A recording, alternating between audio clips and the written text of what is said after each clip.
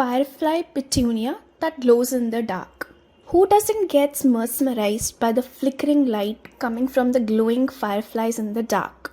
Imagine having a plant that would glow in the dark without needing any extra effort on your part, but just the regular and usual care that all plants need. I would definitely want one for myself, and especially when you can get it just for under rupees 2500 or $29. Sounds like a cool Valentine's gift. Firefly petunia are now open for pre-booking on Light Bio's website, the makers of bioluminescent plants. But for now, they're only available in the US.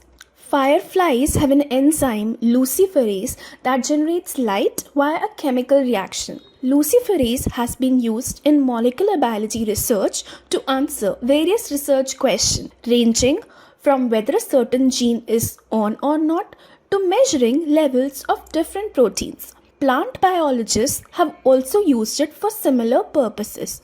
We already have a technique and tools to genetically engineer such bioluminescent glowing plants since the 1980s. But the glow in such plants was faint and would require special chemicals to be supplied to the plants for them to luminescence. So what is different in firefly petunias is the luciferase enzyme that has been taken from a mushroom. The firefly petunia glows constantly with an intensity as bright as the moonlight and does not require any extra chemicals. The white flowers in the daytime are visible, which have a green glow at night. While the concern for genetically engineered plants to spread their artificially introduced genes in other plants remain, the researchers and the founders have assured that petunia, being a non-invasive species, do not pose any such risk. What makes this an achievement is the potential use of this gene editing technology to produce plants that can glow when stressed or infected, thereby signaling to the farmers that they need attention. And yes, it also sensitizes people about the benefits of genetic engineering. Using such beautiful plants is a double bonus. Fighting cancer using its trick. You must have come across the news of the first patient who got cancer free after using CAR T-cell therapy that was approved last year in India and is developed by ImmunoAct, an Indian company. It is a huge achievement for our country. The treatment costed 42 lakhs, which would have been somewhere around 4 crores had it been taken in US or European Union. Let us see what CAR T cells are.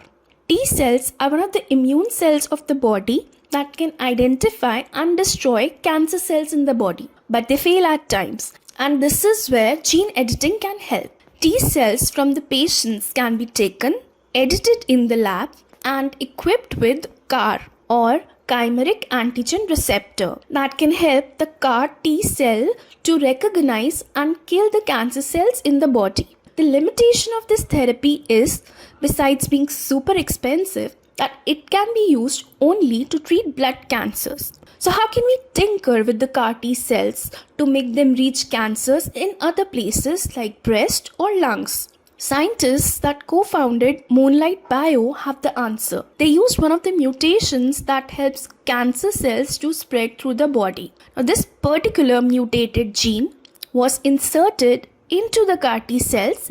Thereby, the CAR T cells could reach tumors present inside the organs. This therapy has been tested in mice so far, but they're going to bring it out for humans and get the clinical trials started in the next 2 to 3 years. The concern for these modified CAR T cells carrying a mutation that is present in the cancer cells itself is that it can cause cancer from the CAR T cells. But this concern has been addressed by the scientists. This therapy has been tested in mice for not just being effective but also safe. So we can hope for more efficient and less expensive cancer therapies to be coming out soon. Solar farms to bring rainstorms. We have a technology to artificially produce rain by seeding clouds. Remember when there were plans by the government to use cloud seeding to mitigate air pollution in Delhi. So cloud seeding is regularly used in deserts like in the UAE. But there is another way to produce rain. In 2020, scientists modeled and predicted if there is a solar farm as large as the size of 1/3 of India, then it can cause rainfall in that area by changing the local weather conditions, which would be hot air rising by convection currents and leading to cloud formation followed by rainfall. Producing a solar farm this large in size is not possible, and it would also impact weather in the nearby locations. Now, in a new modeling study, scientists discovered that if the solar panels are dark, that they completely absorb all the light without reflecting any, then a smaller size solar farm as large as the Indira Gandhi International Airport can bring about rainfall in that area. Now, this is something that can be tried out in deserts.